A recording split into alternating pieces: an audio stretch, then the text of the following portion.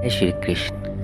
आज शुरू करेंगे श्रीमद् भागवत गीता का 5वां अध्याय कर्म संन्यास योग। इसमें भगवान श्री कृष्ण ने कर्मों के त्याग और निष्काम कर्म के योग के बीच में सूक्ष्म अंतर को स्पष्ट किया है। इस अध्याय की मुख्य शिक्षाएं इस प्रकार हैं।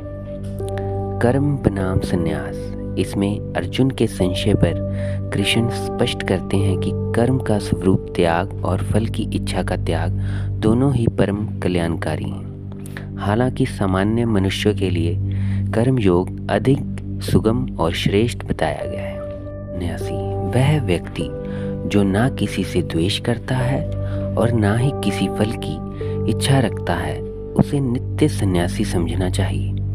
असली सन्यास बाहरी वेशभूषा से नहीं बल्कि मन का त्याग है। अनासक्ति। जैसे कमल का पत्ता जल में रहकर भी उससे भीगता नहीं है, वैसे ही योगी संसार में रहकर कर्म तो करता है लेकिन उनके पाप पुण्य से मुक्त रहता है।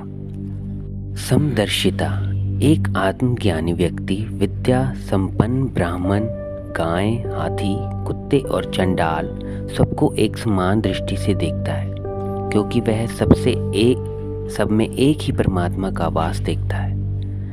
काम क्रोध पर विजय।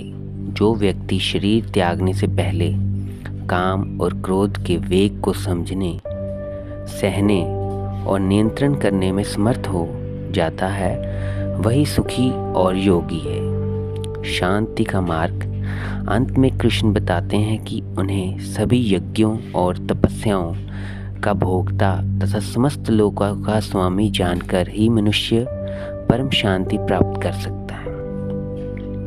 इस श्लोक का और अध्याय का महत्व यह है कि कर्म संन्यास योग जीवन को संतुलित और शांत बनाने का मार्ग दिखाता है।